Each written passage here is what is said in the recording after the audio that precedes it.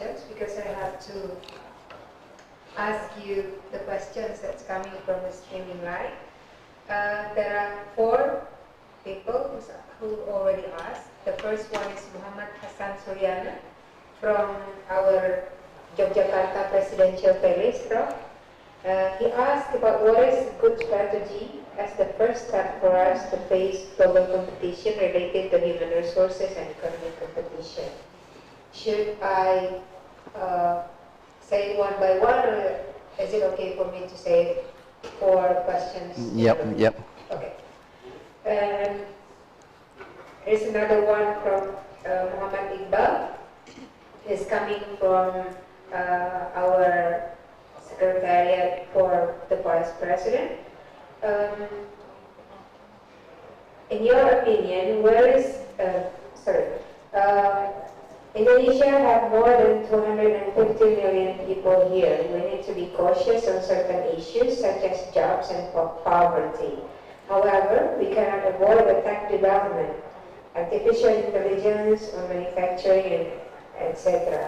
What do you think the best strategy to balance between tech development and huge population? Of course, considering inequality, etc. And here's another one from, besides from the Ministry of Secretariat, the audience is also coming from other line ministries. Here's another one from Mr. Ishaq Awahyudi. He's from BPKP, the agency for auditor. I will check the nomenclature later, and I will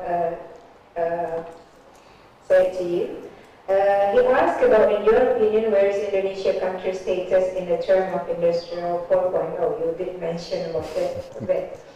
And here's another one, last one. Is Yodi Indrawan. He's from our Ministry of Home Affairs. He asked about, in terms of the rise of protectionism, both China and US policies affect greatly towards world's economy. To what extent is the situation turning into new Great Depression? There are 4 questions for you. Okay. Hopefully you can get all of them. I'll try to go one by one. Okay, now from where I sit, let me try to address the easiest one, because 4.0 I've already answered that, right? So the easiest way to say it is that, from where I sit, as I read, all these world news and everything, and from where I sit, from understanding of the Western world, is that the Western world doesn't hear much about Indonesia's 4.0, right? So if this is what Indonesia is planning to do, then Indonesia has to be crystal clear that your 4.0 is not for you, right? The 4.0 is to show others that you are actually up there, right, in terms of technological advancement and manufacturing, type of high-tech manufacturing and so on and so forth. So the kind of branding that is required needs to be there, right? Because one thing is for sure, right? If you are doing well, then sooner or later somebody will realize. But in order for that to happen, you will have to pitch it like it's actually part and parcel of your story, right? Okay. So I don't know what is the kind of pitch that Indonesia always get, outside. But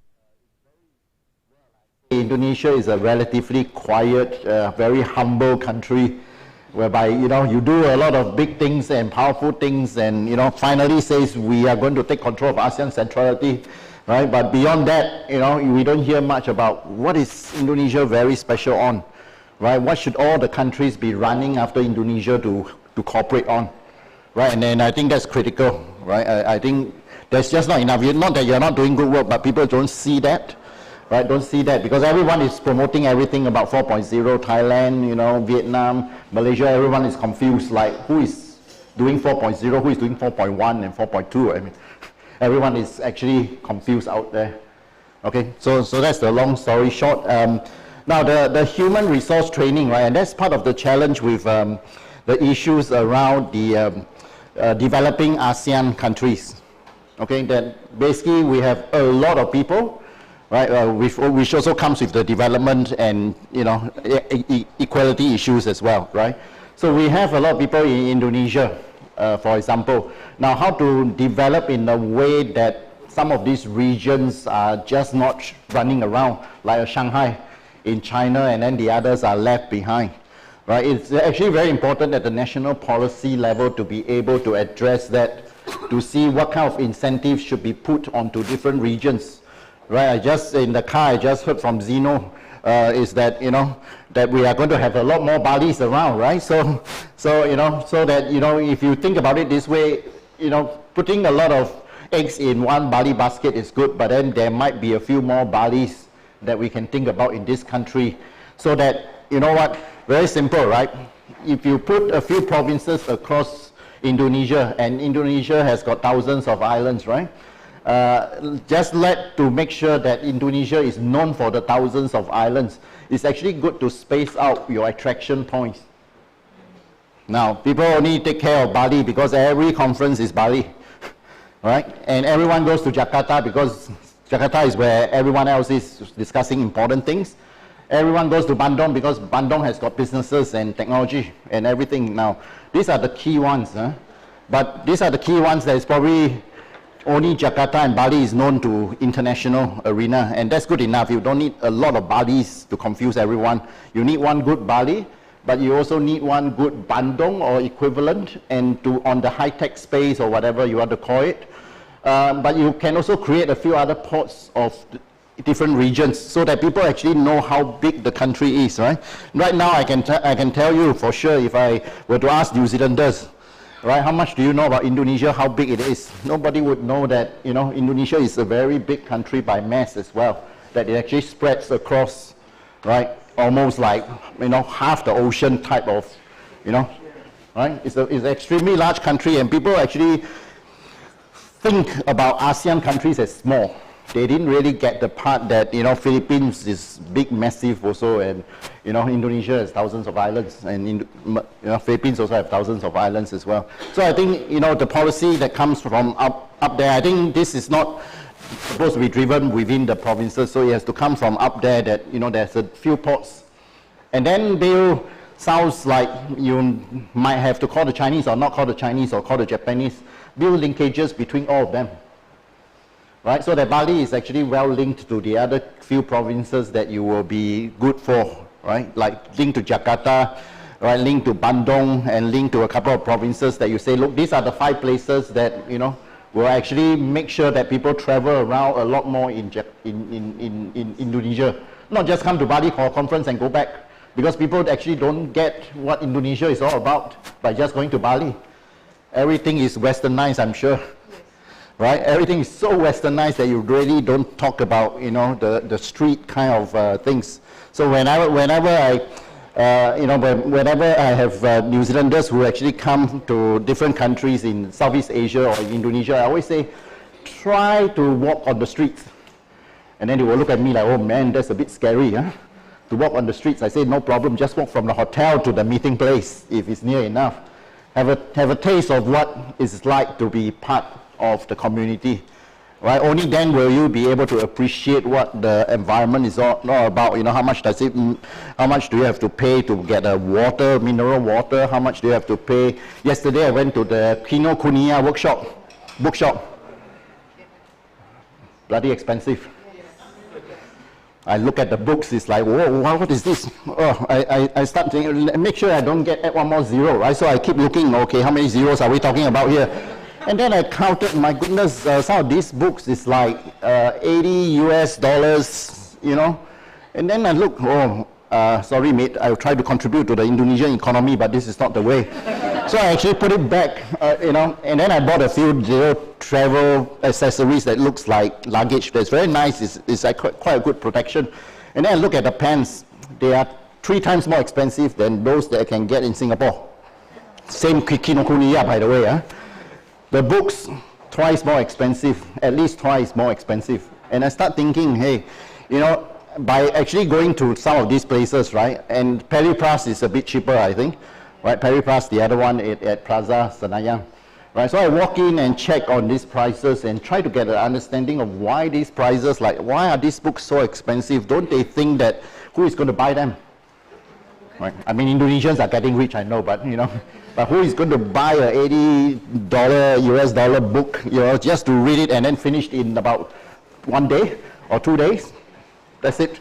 right? And there's quite a lot of money, right? So again, those kind of things are quite important to get it, but you know, for most part of the Western world or outsiders, they don't see it that way. They think, you know, I'm too scared to go on the street and this and that. You know, I haven't done the MRT yet, but I'll try to do it squeeze some time to do it this afternoon. But in the Bangkok case, I stay near the BTS so that I can actually, you know, go around the BTS and go underneath the MRT and link them nicely. I think that's where I actually learn to understand a lot more about our different neighbors to Singapore, right? Which is different from Singapore, as you know, right? Singapore is everything underground because it's too hot. You don't go up, and then by the time you go up, where am I? Oh, that's another like 10 blocks away. Because, you know, from the Orchard Road to the city of Singapore, everything is underground, right? So everything is there. So I've touched on a couple of questions. The US-China one, right? Basically, there won't be a depression because, as I said before, right, they are calling the shots because they actually, none of them wants to be labeled as worried about the other, right? Never ever before, right, before 2013, has the world think that there is a potential leader that is not called the US. Okay, all the way through to 2013. All right, nobody has dethroned US on any economic indicators. Okay, now Japan is the nearest one, and of course now we all laugh because you know, if US is about US dollars 19 trillion US dollars equivalent big as the economy, Japan is only about 5 point something. When can Japan ever catch up with the US? I don't think it's in our lifetime, right? Okay, but China has somehow, right, going past the Germans, going past the Japan very quick time. China has grown the equivalent of a Mexican economy last year. So last year, China created a Mexico, right? In the last 2 years and the next 3 years, 5 years in total, China would have created a Germany. Sounds a bit scary, right? That's why I think it's quite unstable if they keep growing like that. All right? 1 year you grow a Mexico, 5 years you grow a Germany, right? Another three years you grow another, you know, another 6 years, that means you can grow Japan. Japan just grew out of nothing, right? It's a bit scary in that kind of dimensions, right? So but then 2013, right? China became the world's largest trading partner. China is still the largest trading partner to about 123 countries. Okay? And guess who is the largest trading partner for the rest of the world? US, right? So between them, they are the largest trading partner to everyone other than those you never heard before. Right? The world has about 222 or 219, depending on which one, right? So you know, because of the kind of challenges that we are talking about, right? These two controls everything, but US is not going to back off to say I'm worried about China. But China is growing, and China doesn't want to be told that they are number 2 anymore. Once upon a time, China, like Xi Jinping, President Xi always says, you know, once upon a time you want everything cheap from us. Now you complain that we are too cheap, right? And your anti-dumping is like, wow, this thing is too cheap, you know, you can't do this, right? Once upon a time, everything made in China, cheap, bad, good, right? Everything just absorbed, right? You pay very little, but now you say, wow, this one is a bit too cheap, so cannot do it, right? So you know, like they say, you can't have it both ways, huh? Right? You can't complain, you can't have benefits in the past and then future you want something back in return. So there will be a tug of war, but none of them, I can tell you from my reading in the last 2-3 years of this one, none of them is ready for a big fight. It's going to be very damaging, right? If they start attacking individuals. But we haven't investigated whether they become good friends, what's going to happen, but it looks like they might not become good friends. But if they become close enough friends, right, the world's trade will be a bit different, right? It will be slightly different because they will be trading a lot more with each other, which means that other countries will be watching over which industry now they are partnering. So some industries will get hit if they actually becomes closer, but at the same time, I don't think they have the stomach to attack each other really that much. So $200 billion, right, that the US wants tariffs on China's goods. The same, China responded with 60 billion. Guess what? This number actually showed up almost 2 years ago. These numbers show up last year, right? These numbers is again showing up this year. So nothing has actually happened. They are just seeing who is going to stare at each other and see who blinks first, right? And none of them are blinking at this point. So there's no depression. Don't worry about it, right? I think the only depression that will worry is, okay, let me also explain why I don't think it will be going for depression. You know how much US dollars China is holding? Right?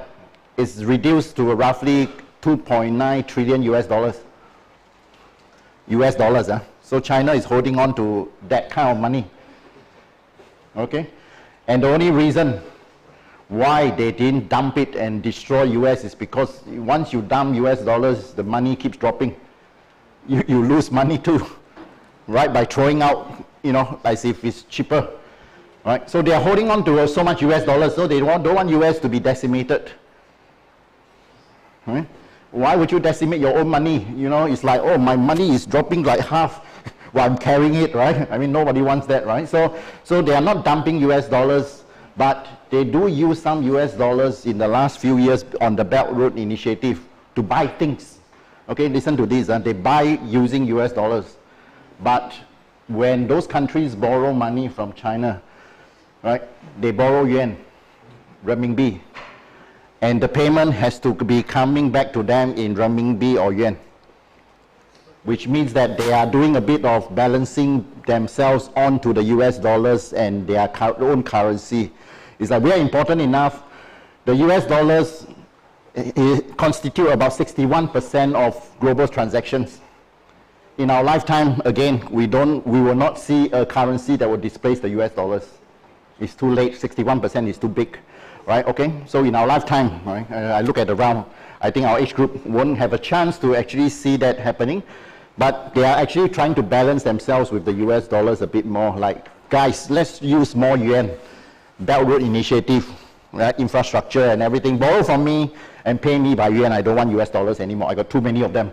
I got 2.9 trillion US dollars there. So with that balance, you can see why China won't be attacking the US, because there's a lot of US dollars at stake there. And that's a lot of money. Right? We're talking about trillions of dollars, not even billions of dollars on the tariffs.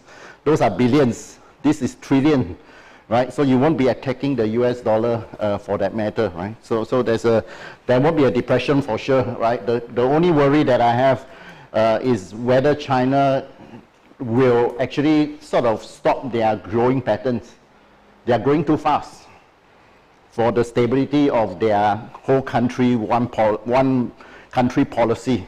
And I'm actually happy to tell a lot of colleagues back home, even the government guys, I say, look, it's very simple, right? If they keep dropping their growth rates, then they are normal. And they have actually dropped their forecast for this year to about 6 to 6.5. Last year they were saying we will grow by 6.5 to 6.6 again in 2019, and look at it, it's like, why are you growing so fast? What's the train that you're after?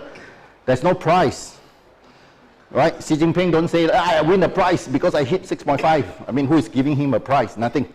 Right? He's not getting a prize, so I'm glad that they're adjusting lower, because it's so unstable for a big economy like that kind of economy to grow at that pace. Right? Indonesia is growing at about 5 point something, but Indonesia is only 1 point something trillion, right?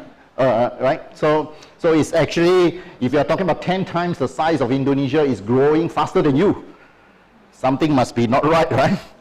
Right? If you are growing at 5.5 and you are just 1.5, no, 1.4, 1.5, it could be 1.7. Let's say, for argument's sake, right? China is 10 times bigger, but it's growing faster at 6.5. You'll be like, how does that happen?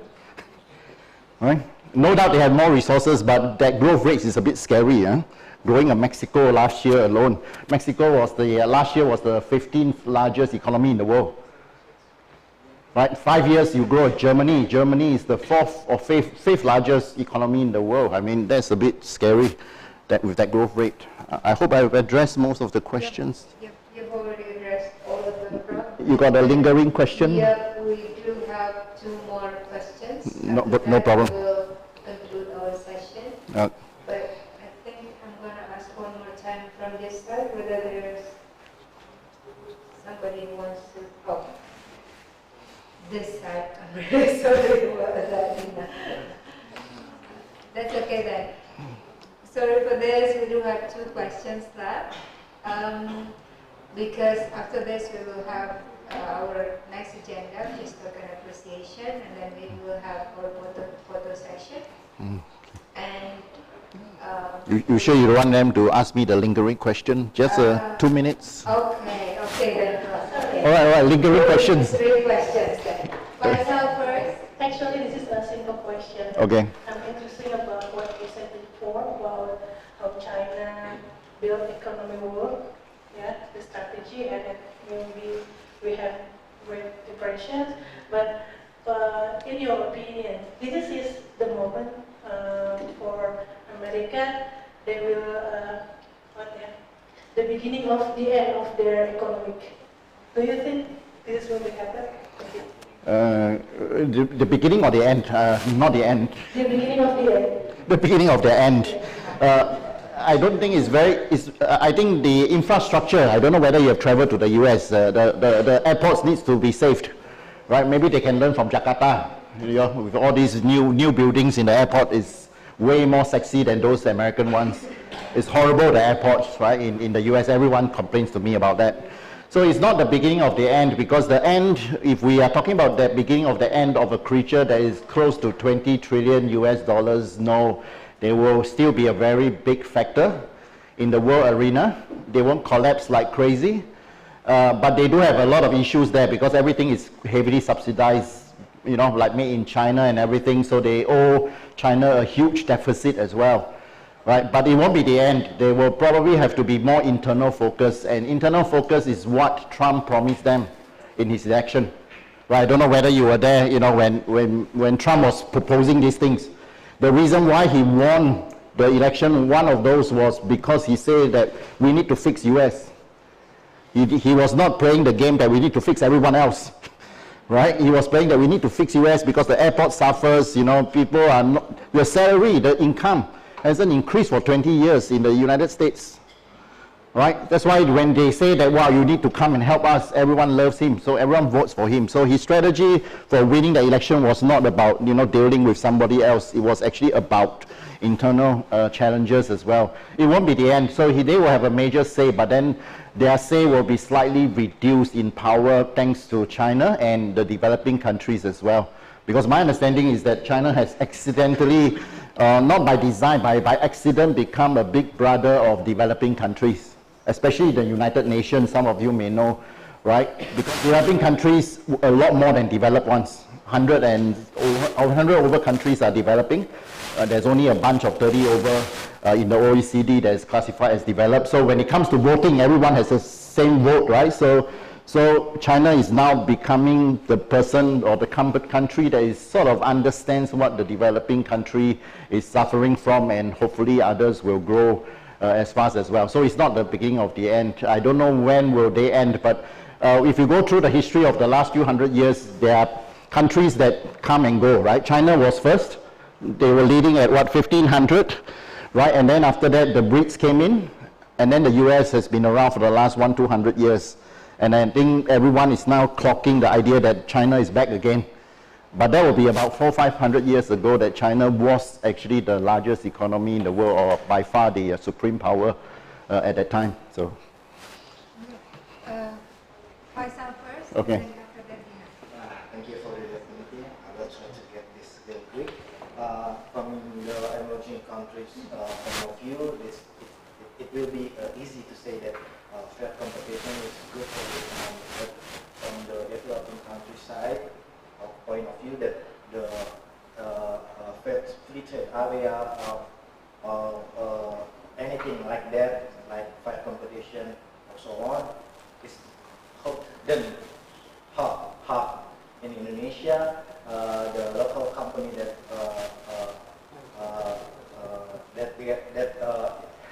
has been swept by the foreign company.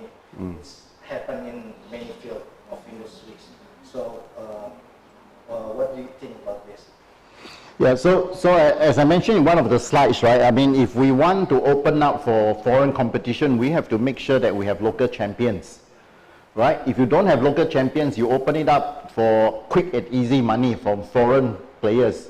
It's actually bad news, right? It's actually bad news. I mean, unless you are like Singapore or Hong Kong, whereby, you know, everyone takes it as a hub, and, you know, there's no such thing as we want to own this or that, because everyone knows everyone else is there and it's nothing but collaboration. But otherwise, if you actually don't have local champions first before foreign players come in, you are never going to be ready. It's not that simple.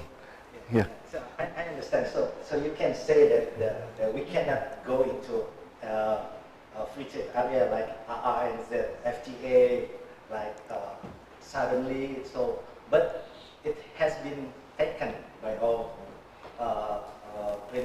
by our leaders. So it can be avoided. So what do you think to solve this? Yep. Well, I mean, even though I'm in this room, I hope I can be a bit more Chatham House, like, you know, government people think differently from businesses, right? So we know, right, policies are created even though businesses doesn't need it, right? Or in fact, government will just say, look, let's bring in this 100 million, why bother? Why bother to wait? Let's have 100 million tomorrow rather than to say we are not ready. So government, not just policies makers, but also politicians, right? Sometimes they are short-lived, so they will have to fix some of these things. The only way for that to happen is to have certain local incentives there, just to protect them. But of course, the foreign companies will say, but you are protectionism, right? And that's the worry, right? And there's no way you don't protect your local companies, and that's the Western rule.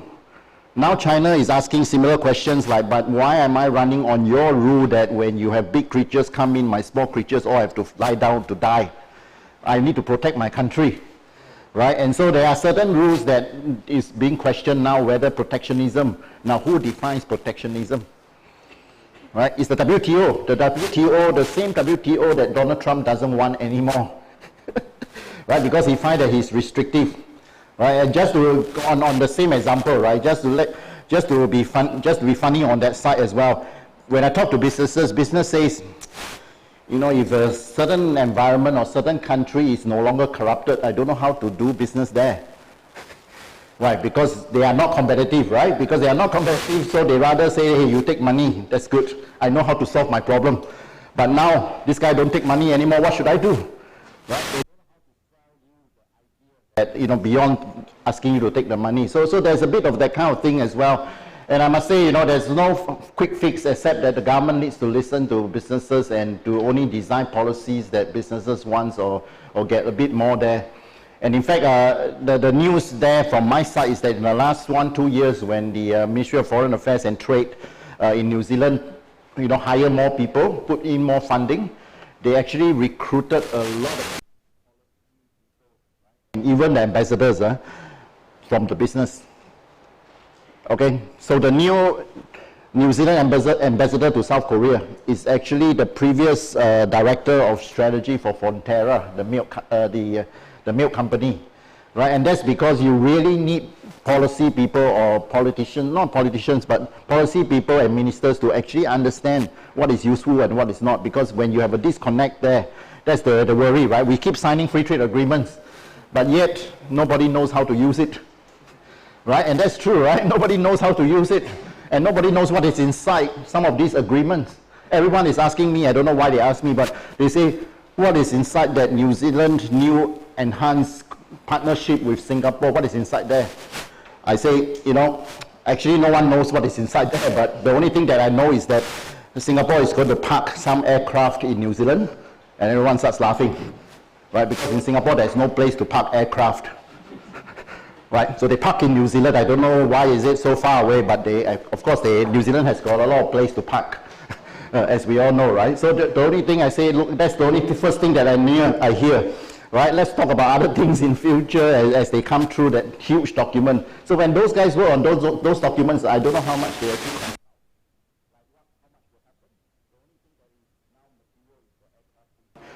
Which, like, everyone starts laughing, like, really, you are joking? I said, no, that's the only thing that I hear so far. Okay. Last, to conclude this session, there's Gina. Good afternoon, everyone. My name is Dina from Bureau for Technical Operations. My question, I have two questions actually.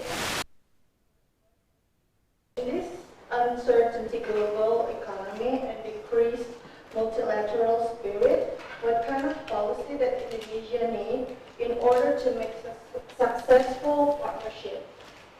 Should we avoid a multilateral agreement and go with bilateral, or what kind of policy and strategy regarding about successful partnership? And second, is it possible to arrange the non-barrier protectionism in the trade agreement? Is it possible, or what should we do about the non-tariff barriers? Thank you. Okay, the first one, you're asking me whether His Highness here should follow Mr. Trump. Right, I mean, unfortunately, I don't have a straightforward answer to that one, because I think Indonesia is not in the same spot as US. Right, the US and China, they are in a very big position to negotiate on bilateral, so they can really cut very good deals when they actually want to go bilateral, unless they only use you for something else.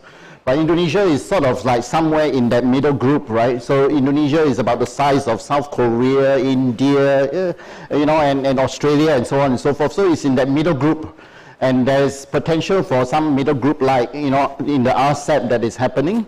So I wouldn't say that, you know, you should focus on bilateral and not multilateral yet, but as I can see, right, that taking a leadership role like the Indo-Pacific can be extremely useful for Indonesia's fronting, not just like in New Zealand, you know, just join a group.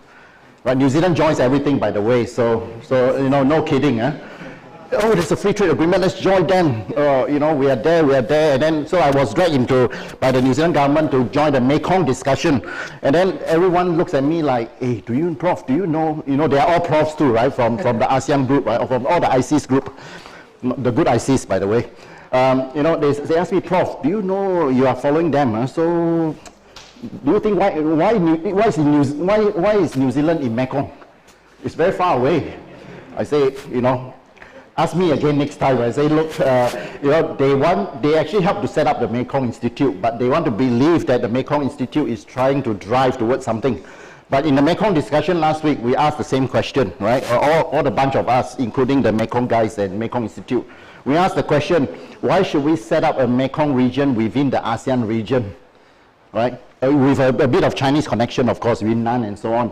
But why are we confusing the three pillars of ASEAN further by setting up another sub-regional sort of collaboration, right? So I think we need to think it through, right? So back to your question again, right? We haven't fixed the AEC, and the next day, some other group is already cooking the Mekong, right? Already think that it's already done. We have finished off the AEC, it's time to move on, but we haven't used the AEC as much, right? So it's unfortunate, right, that, you know, again, we haven't maximized the kind of grassroots work or business work or operational work around some of the things that we have agreed upon, and we are moving on to the next one already.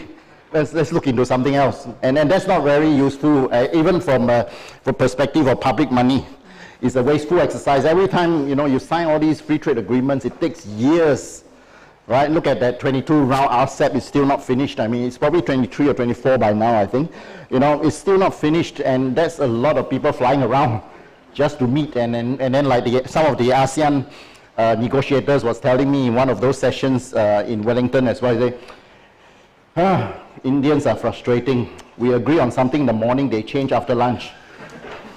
Right, and that goes, you know, you think that the ASEAN, you know, are a bit diverse. Indians are even faster. They change during the day. They say, after the lunch, they come back, they say, what are you talking about? Right, and that's the kind of concern as well. So let me jump back to your second question. Can you repeat your second question again? The US one is your first. The second question, is it possible to make arrangements on tariff barriers in the trade agreement? Is it possible? They are trying very hard to do that, right? So New Zealand and South Korea FTA was one of the first that tried to include as much as taking out the NTBs, right? So the non-tariff barriers. But countries are hiding that just to protect themselves, right? I call those things as font size 6 in your contract. It's right below there. Like, hey, you can trade with us, but cannot be more than a certain amount. has to be this weight. Your grains cannot be bigger. It goes very deep, huh? Like your grains cannot be too big, otherwise our people cannot eat. Right? You know, that kind of NTBs is very tough, and developed countries find it very difficult to negotiate with developing countries over trying to take that out.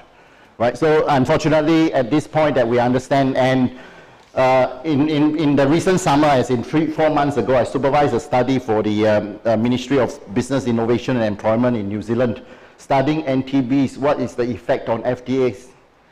Right? I think the government wants to believe that the effect is minimum, but I suspect it's maximum. The report says somewhere in the middle, the usual, right? But then I think everyone doesn't want to go near that thing.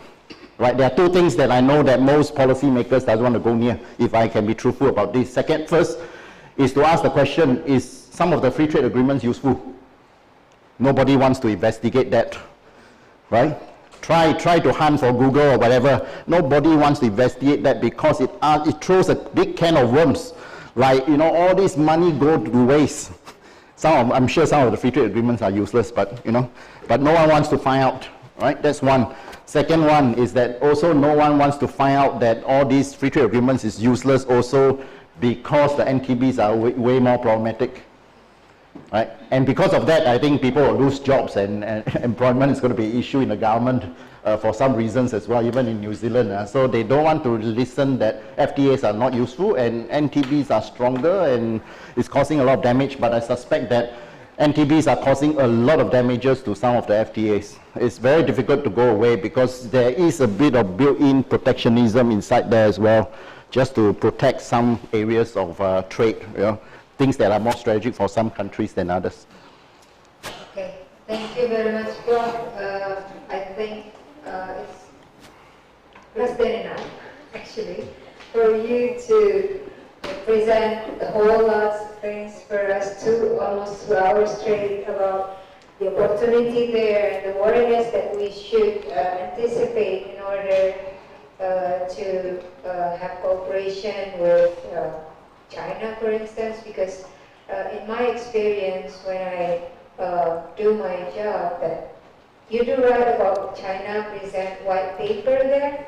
So every year they only provide us like blank things. Only they say that they will give us around how many thousand renminbis, and without any further explanation on the program or projects will be there. So it's in one side it is opportunity, but then it is a trap for us. So we need to be careful on that thing. And also, you've already mentioned to us that how important these two giants is for us. So we need to really careful because we are the organization that is the final gate for all the policy making and law making process in this country. We are under the presidential office. So it is a very good session for us to like triggering our domain knowledge. Actually, we do already know lots about this, but then we need somebody who can, okay, let's talk about this again, let's discuss about this further. So thank you very much, Professor. We look forward that you can come to share with us the next time. And for the next session, we would like to invite Mr. Samidi Fahrudin to be at the front to present our token appreciation, Bapak, for Mr. Siap di sini aja. And then after that, we will have our group photo session right in front of that. So it's your turn now, Pak, to walk around here. Okay. Thanks for having me here, guys. Thank you very much, Prof. Yeah, big applause for Professor.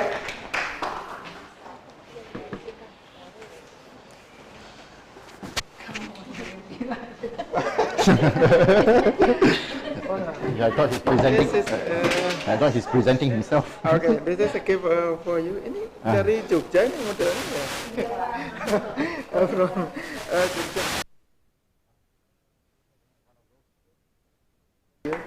Okay. Okay, so handshake. Oh, handshake. Thank you. Thank you. Fotonya di sini aja saya kira. Jadi sebagian ada yang duduk di sini, berdiri, sebagian di sini. Bisa, Mas Andy, ya? Ayo, yang masih muda-muda di sini. Soalnya agak jongkok. Terus nanti kita sebagian duduk di sini, sebagian berdiri di belakang. Cukup, Bang. Lingkar ini aja. Bentuknya kayak U aja, nggak apa-apa.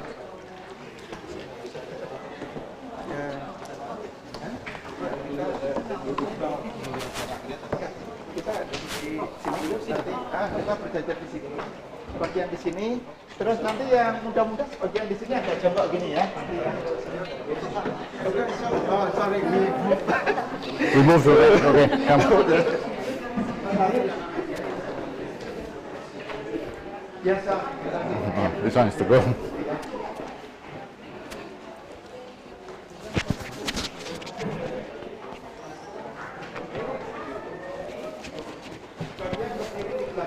Zino, do I give it back to you? Perfect. Perfect, right? Yeah, perfect. Thank you. All right.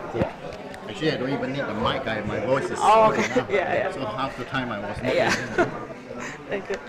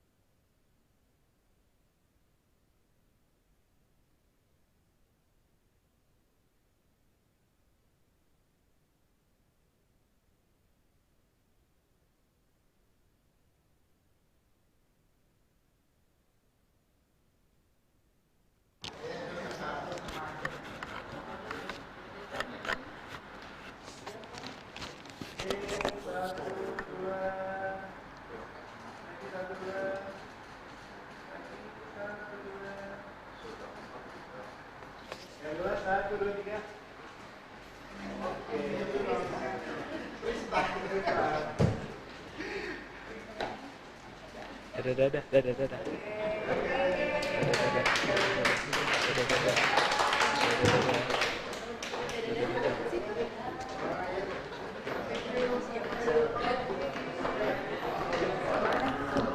Terima kasih banyak atas kehadiran Bapak Ibu semua. Pengumuman terakhir bahwa materi akan kami sampaikan melalui nomor WhatsApp Bapak Ibu semua. Kemudian sesi ini setara dengan 3 jam atau 4 jam pembelajaran untuk pengisian inti awal, jadi sekitar 180 menit. Dan untuk semua peserta masing-masing akan mendapatkan sertifikat. Kami juga akan mengirimkan evaluasi yang mohon nanti kiranya dapat diisi dan disampaikan kembali ke kami melalui WhatsApp, nomor WhatsApp. Evaluasi itu sangat berguna bagi kami untuk